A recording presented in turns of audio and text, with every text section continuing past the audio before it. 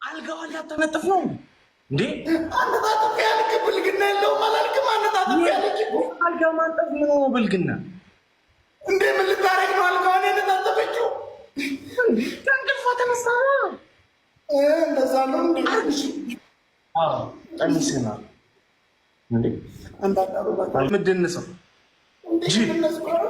እጅ ቤት ነው እንዴ ያለው ፈሳ እንዴ?